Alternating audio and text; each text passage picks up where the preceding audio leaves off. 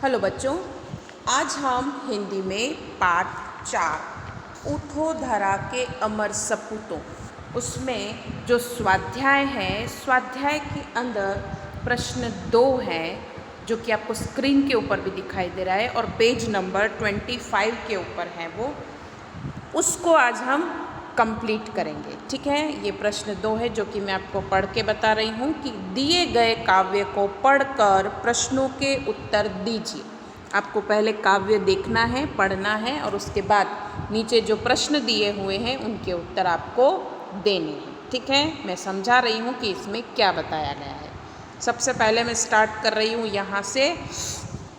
खड़ा हिमालय बता रहा है, डरो न आंधी पानी में, डटे रहो तुम अपने पथ पर कठिनाई तूफानों में, डिगो न अपने पथ से तुम तो सब कुछ पा सकते हो प्यारे, तुम भी ऊंचे उड़ सकते हो, छू सकते हो नभ के तारे, अटल रहा जो अपने पथ पर लाख मुसीबत आने में, मिली सफलता उसको जग में जीने में मर जाने में, जितनी भी बाधाएं आई उन सब से ही लड़ा हिमालय, इसीलिए तो दुनिया भर में हुआ सभी से बड़ा हिमालय। इसमें हिमालय के बारे में बताया गया है। किसके बारे में?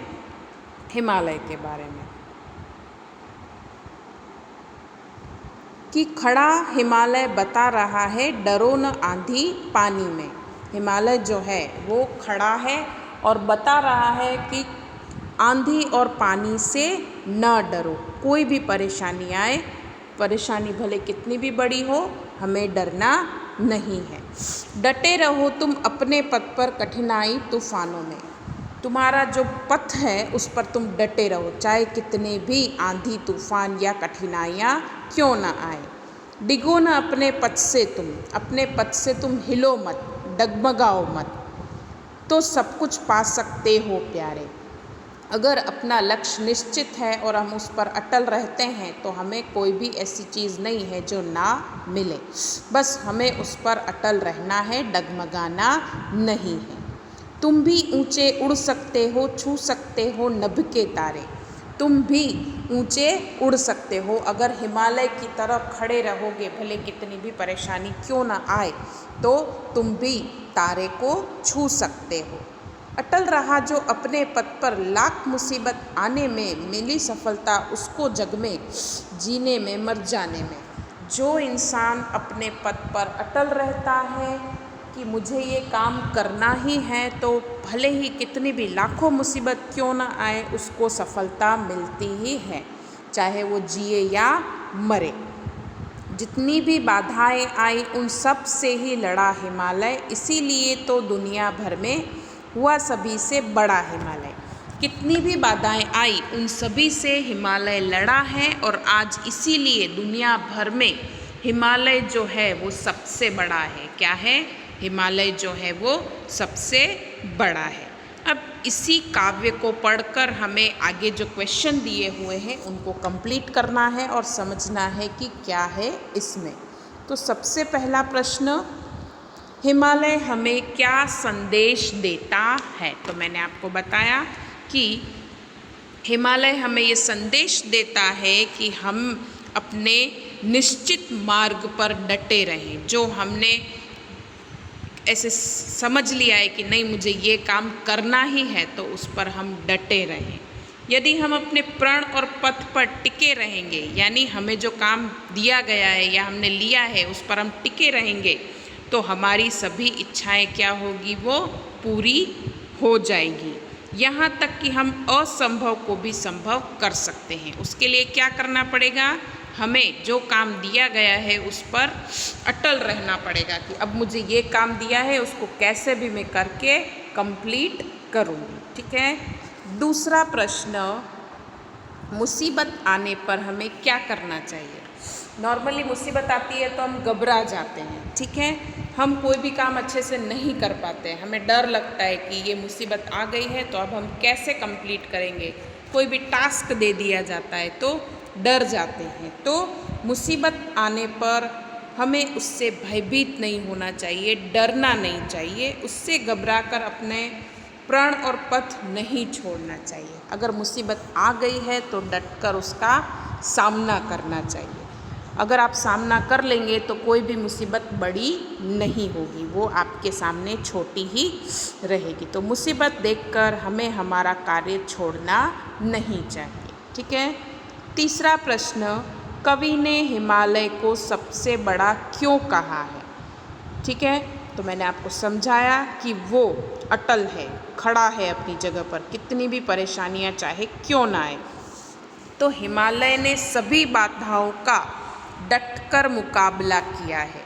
वह हर कठिनाई से लड़ा, वह कभी अपने पथ से डिगा नहीं, मतलब हटा नहीं, डगमगाया नहीं। इसीलिए कवि ने हिमालय को सबसे बड़ा कहा है। हिमालय जो है वो एक ही जगह खड़ा है, चाहे कितनी भी परेशानियां क्यों ना आए, तो अपनी जगह से वो हिला नहीं है और अपने पथ से वो डिगा भी नहीं है। इसीलिए कवि ने उसको सबसे बड़ा कहा है। चौथा प्रश्न, इस काव्य का भावार्थ लिखिए। यानी इस काव्य का भावार्थ क्या है? तो जीवन में अनेक बाधाएं और कठिनाइयां आती है, हमें निडरता से उसका सामना करना चाहिए। जो मुसीबतों से बिना घबराए अपने प्रण और पथ पर अटल रहते हैं, वे असंभव को भी संभव कर दिखाते हैं। क्या होता है, हम कई बार मुसीबत आ जाती है तो डर जाते हैं। ठीक है, तो इस काव्य से हमें ये शिक्षा मिलती है, या इसका भावार्थ ये है कि चाहे कितनी भी परेशानियां क्यों ना आए, हमें हर एक का सामना करना चाहिए और बिना घबराए अपने पथ और प्रण पर अटल रहना चाहिए, और ऐसा करने से असंभव कार्य भी संभव हो जाता है। ठीक है। लास्ट इसमें क्वेश्चन है कि इस काव्य को योग्य शीर्षक दीजिए। तो इसका योग्य शीर्षक रहेगा हिमालय का संदेश। ठीक है, इसका योग्य शीर्षक क्या रहेगा? हिमालय का संदेश। हिमालय हमें संदेश दे रहा है ना कि कोई भी परेशानी क्यों ना आए, हमें हमेशा उसका मुकाबला करना चाहिए, डगमगाना नहीं चाहिए। ठीक है। अब आपकी टेक्स्ट बुक के अंदर पेज नंबर 26 के ऊपर एक एक्सरसाइज है कि अपूर्ण काव्य को पूर्ण कीजिए, ये वाला। ठीक है, ये अपूर्ण काव्य यानी आधा अधूरा काव्य है, उसको आपको पूर्ण करना है। मैंने इसमें लिख भी दिया है, इसमें से देखकर आप अपनी टेक्स्ट बुक में लिख सकते हैं। तो सबसे पहले लिखा है, माँ खादी की चद्दर दे दो, मैं गांधी बन जाऊंगा, घड़ी कमर में मैं लटका लूं, आँखों को चश्मा पहना दूं, माँ छोटी सी लाठी दे दो, ठक ठक करता जाऊंगा। ये एक अपूर्ण काव्य है जिसे मैंने पूर्ण कर दिया है। आपको इसको टेक्स्ट बुक के अंदर लिखना है, ये नोटबुक में नहीं लिखना है, सिर्फ टेक्स्ट बुक में ही कंप्लीट करना है। इसमें गांधी जी के बारे में बताया गया है कि गांधी बन जाऊं और मैं क्या क्या करूं, उसके बारे में इसमें बताया है कि घड़ी कमर में मैं लटका लूं, आँखों को चश्मा पहना दूं, माँ छोटी सी लाठी दे दो, ठक ठक करता जाऊंगा। गांधी जी बनकर कैसे हम बनते हैं, उसके बाद अपने हाथ में लाठी लेते हैं, क्योंकि गांधी जी इसी तरह से रहते थे। तो उनके ऊपर ये काव्य लिखा हुआ है, जिसको आपको टेक्स्ट बुक के अंदर कंप्लीट करना है। ठीक है। अब आज आपके होमवर्क के अंदर आपको क्या करना है वो मैं आपको बता देती हूँ।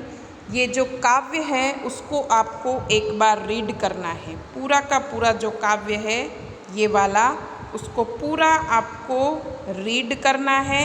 नोटबुक में इस काव्य को लिखना नहीं है, पढ़ना है सिर्फ। उसके बाद ये जो प्रश्न है 1, 2, 3, 4, 5, इन 5 प्रश्नों के उत्तर आपको नोटबुक में लिखने हैं। किसमें लिखने हैं? 5 प्रश्नों के उत्तर आपको नोटबुक के अंदर लिखने हैं। इतना होमवर्क आपको नोटबुक के अंदर लिखना रहेगा। उसके बाद ये जो अपूर्ण काव्य है उसको आपको आपकी टेक्स्ट बुक के अंदर ही कंप्लीट करना है, नोटबुक में नहीं लिखना है। टेक्स्ट बुक में ही कंप्लीट करना है। दोबारा रिपीट कर रही हूँ, नोटबुक में नहीं लिखना है, सिर्फ और सिर्फ क्वेश्चन आंसर लिखना है, ठीक है। तो ये जो काव्य है उसके क्वेश्चन आंसर आपको नोटबुक में लिखने रहेंगे। ये आपको सिर्फ एक ही होमवर्क दिया है आज मैंने, बाकी का आपको रीडिंग करना है और प्लीज़ रीडिंग ज़रूर करिएगा क्योंकि हिंदी में रीडिंग आना भी ज़रूरी है। अगर किसी को कुछ नहीं समझ में आता है तो मुझसे पूछ सकते हैं, ठीक है। तो इतना होमवर्क आपका नोटबुक के अंदर लिखना रहेगा। आई होप आप लोगों को मेरी बात समझ में आई होगी। धन्यवाद।